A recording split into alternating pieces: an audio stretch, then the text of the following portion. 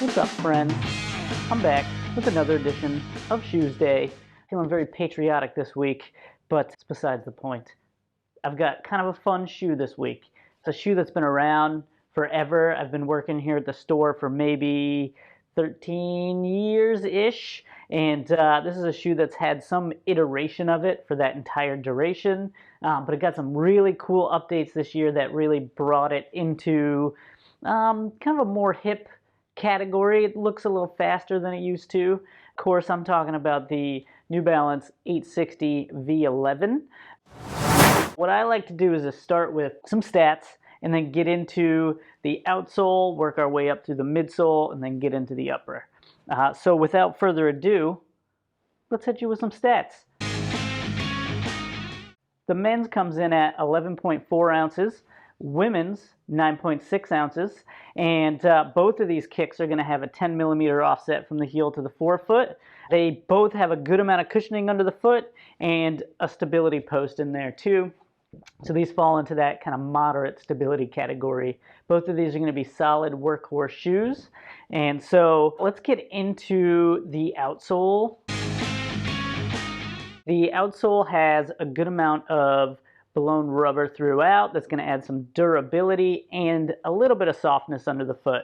You can see there's not a lot of exposed midsole on this shoe, so you know it's going to be a really durable outsole. You won't scrape through the midsole of this shoe very easily. What I like about this one too is it got rid of some of the plastic stuff through the midfoot, made it a little bit more flexible, just gives you a smoother ride from the heel to the toe, makes it feel a little bit faster and a little bit smoother of a ride compared to some of the other versions of this shoe. I'm also a fan of the flex grooves up in the forefoot. It has a little bit of flexibility here, but still has some stiffness. So if you're someone who's had like some arthritis issues or someone who needs a little bit of rigidity up in the front of the shoe, this shoe will provide some of that, but still provide a little bit of flexibility for those who want to get up and go too. So a good kind of middle ground there. Kind of moving our way up to the midsole, you can see they did change the name of this shoe to the Fresh Foam 860 V11, and that's because they added some fresh foam in the midsole here. What's cool is they added it as like a top layer on top of their traditional EVA, which is kind of good because it puts it right up against your foot, so you'll feel like a little bit of a softer feel in this shoe than you would compared to, say, previous year's version.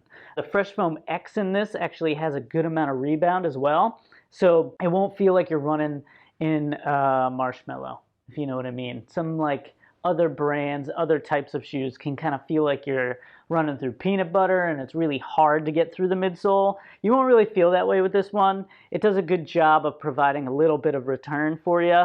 And then they have a little bit of a stability post here on the medial side of the shoe, so this is a great option for anybody who overpronates, like if you have lower arches or like a lot of flexibility in your ankles and you kind of overpronate a good amount.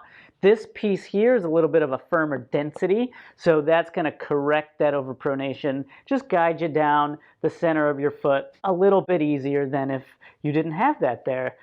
I like in this shoe, compared to kind of previous versions of it, it's more of a trapezoid piece. Previously, it was just kind of like a rectangle from here to here, and so you would have that harder foam sitting right up against the foot.